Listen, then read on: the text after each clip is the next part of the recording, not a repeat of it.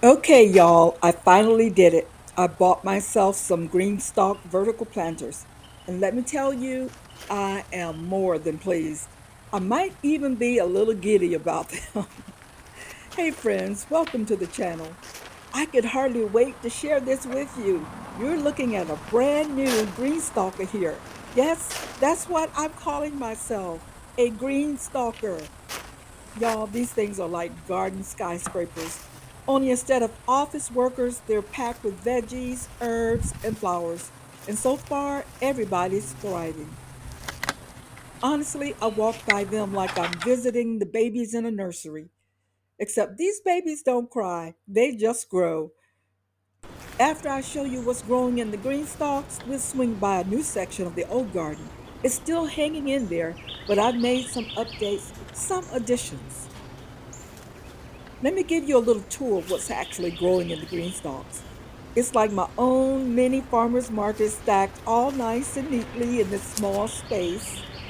None of these came from the store. I grew all of these plants from seed and I either started them inside and transplanted them out here or I sowed them directly in the green stalk.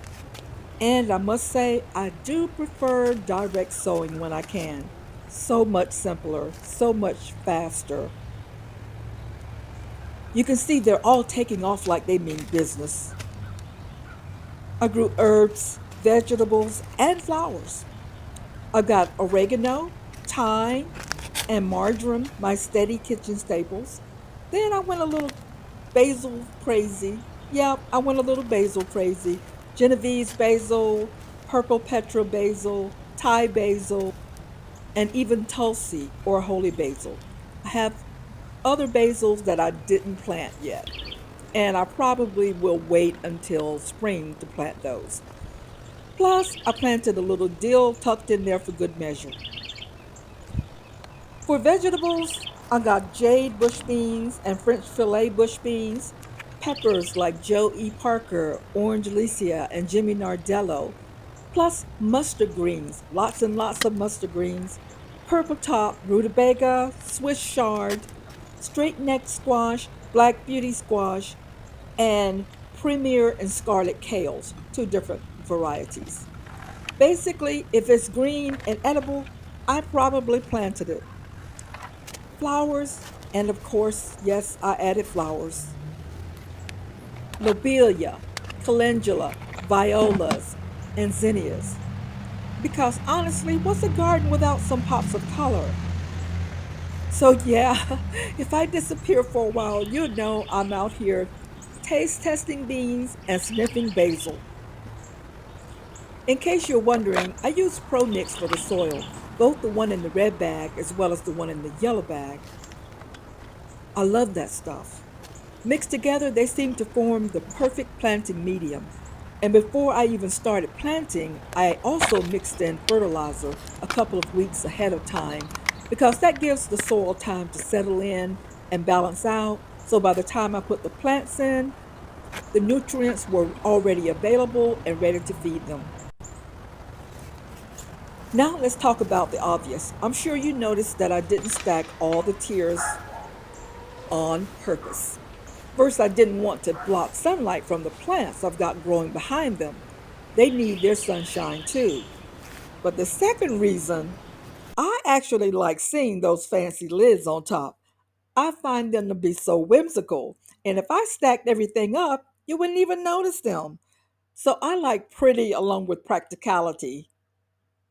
The extra tiers won't go to waste though. I can use them to build another green stalk or even as individual pots. It's a win win. Now let's take a look at the new space I added. This is a 9 foot by 2 foot raised bed and it's got a protective cover over it. That cover helps keep the plants cooler and shields them from the bugs. Basically, it's like giving them a screened in porch. And do you see what's growing there? Yes, carrots. Carrots. I am just thrilled that I got them to germinate. And I got them to germinate in 4 days. Ask me how I did that.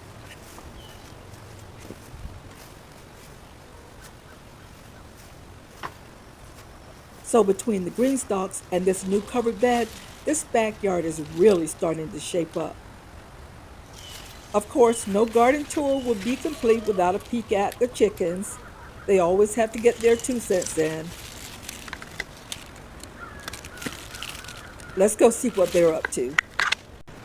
They're probably hoping I brought snacks, which, let's be honest, is pretty much all the time, but this time I didn't. Not a lot of activity happening here today.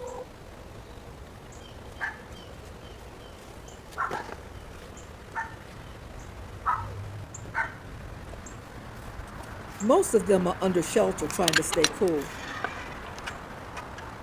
They have a fan going in there, but it's very hot outside, so they enjoy being in deep shade. Deep shade is important for your chickens in the summer. That's something you should always remember. It can help prevent heat stroke. In the winter, of course, not so much. They need the warmth of the sun. So that's the latest on my garden adventure. New green stalks, a new covered raised bed, and of course, the chicken committee still running the show. I hope this encourages you, especially if you've got a small space. You don't need acres of land to enjoy gardening. These planters make it simple, fun, and honestly kind of addictive, but in a good way. Plus, gardening is one of the best stress relievers I've found. Watching something you planted grow, it just never gets old. Thanks for hanging out with me today in the garden. Don't forget to say hi in the comments and let me know what you're growing. I love hearing your ideas. Please like, comment, share, and subscribe for more garden updates. And if you enjoy learning about backyard chickens and endangered heritage breed livestock that need our help, this is the channel for you. See you next time.